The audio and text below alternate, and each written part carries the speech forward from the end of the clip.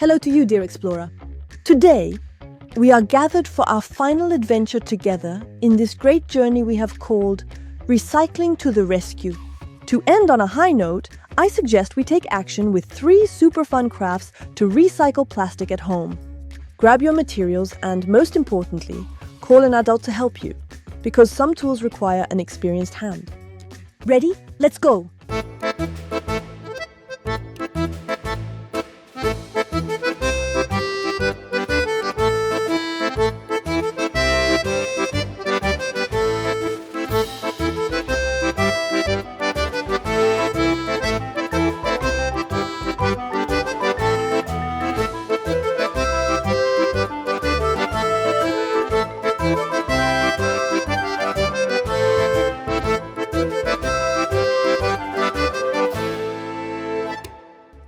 To start, we're going to make a pouch that you can use for your pencils, snacks, hair accessories, or really anything you want.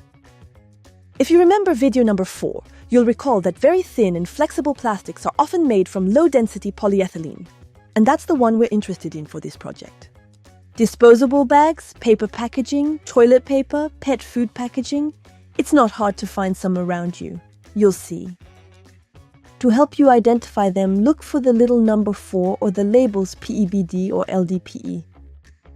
To give them a new life, we're going to use a technique that involves fusing several layers of plastic together with an iron. An adult absolutely must help you with this step to avoid any accidents.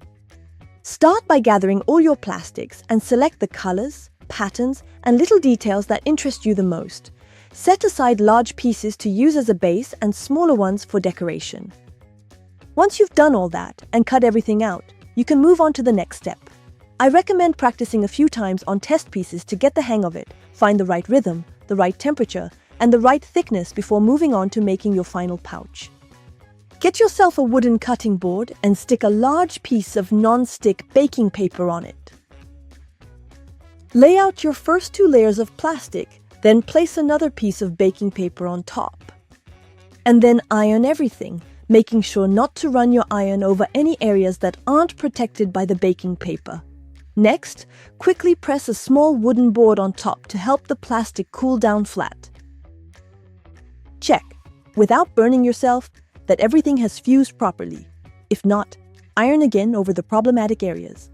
Don't stay too long in the same spot, as you might damage your plastic. Continue assembling the different layers in this way, regularly flipping your creation to heat both sides evenly. Your goal is to achieve a result that's thick enough to be sturdy, but still flexible enough to suit your needs. You can see now why it was useful to do a few tests beforehand. You can choose to create separate pieces, which you can then fuse together with your iron.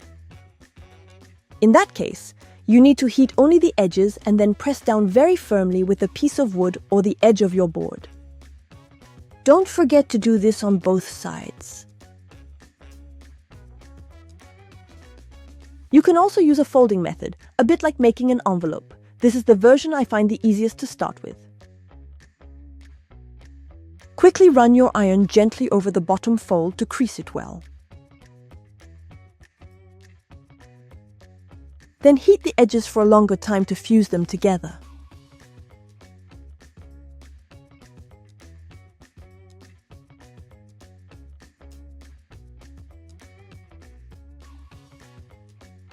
Once you're done, all that's left is to decide how you want to close it. Again, your imagination is your only limit. You can create a plastic button and a small loop to fuse onto the rest, or add a handy snap fastener. And there you go, your pouch is ready. Congratulations!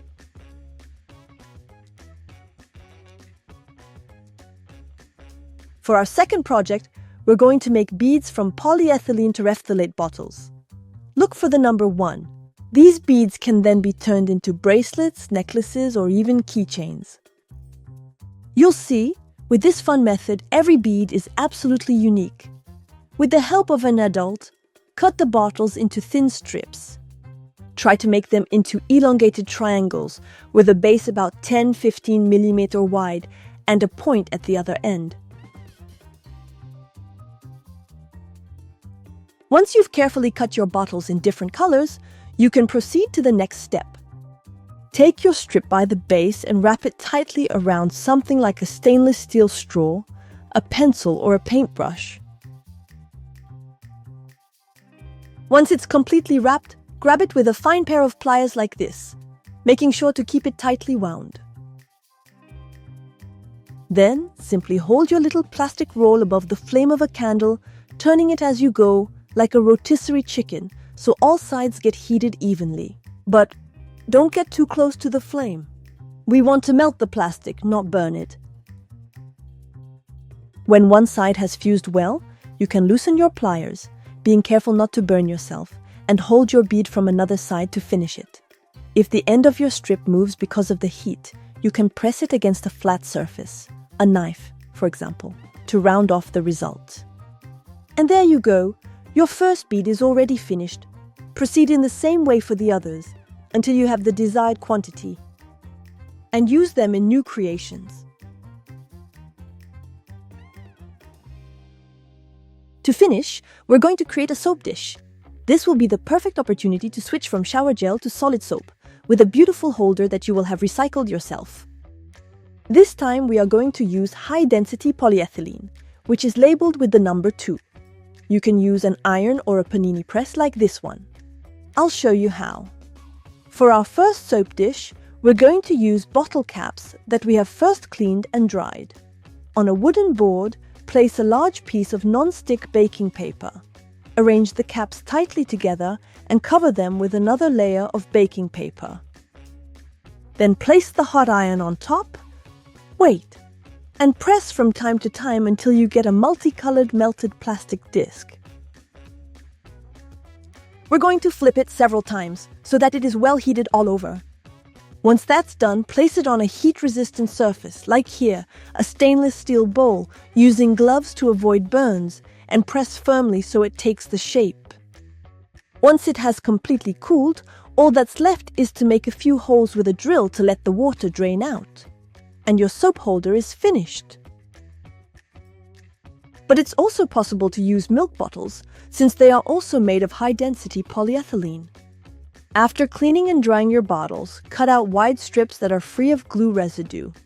This time, we're going to use a panini press to melt them, but you can also use an iron.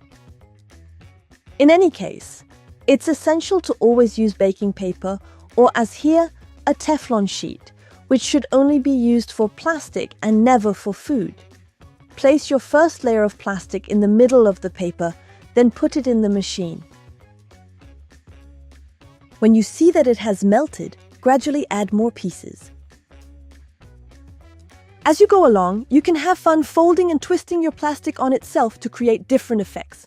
Milk bottles produce a very attractive result. You'll see.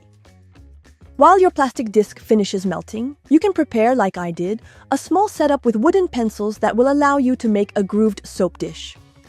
I place a piece of double-sided tape and stick my pencils onto it so they don't move. When my plastic disc is folded to the desired shape and is nice and hot and pliable, I take it out of the machine and press it firmly onto my pencil setup using a small board. Once it has really taken the shape and starts to harden, I can dip it in cold water to speed up the process. All that's left is to make holes if you want to. And our second soap dish is ready. It will look great in the bathroom. And voila! 3 useful, homemade, and above all, zero waste items. You just gave a second life to materials that could have ended up in the trash. Congratulations on your commitment to the planet. Thank you for taking part in the Recycling to the Rescue adventure. Keep sorting, recycling, creating, and above all, sharing your ideas with those around you. Together, we can really make a difference. See you soon for new adventures for a better future.